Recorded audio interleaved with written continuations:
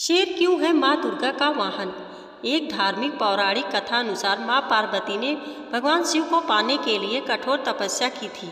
हजारों वर्षों तक चली इस कठोर तपस्या के फलस्वरूप माँ पार्वती ने शिव जी को तो पा लिया, पर तप के प्रभाव से वह खुद सांवली पड़ गई। विनोद में एक दिन शिव जी ने माँ पार्वती को काली कह दिया। यह बात माँ पार्वती को इतनी बुरी लग गई कि उन्होंने कैलाश त्याग दिया और वन गमन किया। वन में जाकर उन्होंने घोर तपस्या की।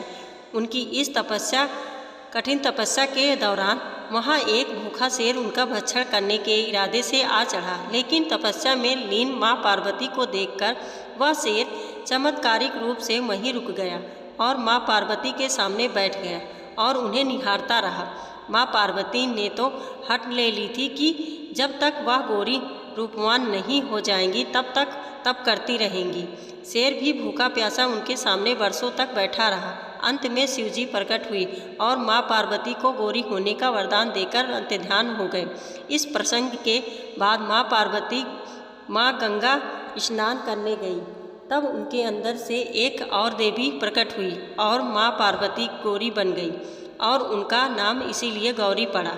और दूसरी देवी जिनका श्याम स्वरूप था उन्हें कौशिकी नाम से जाना गया। स्नान संपन्न करने के उपरांत जब माँ पार्वती गौरी वापस लौट रही थी तब उन्होंने देखा कि वहाँ एक शेर बैठा था जो उनकी ओर बड़े ध्यान से देखे जा रहा था।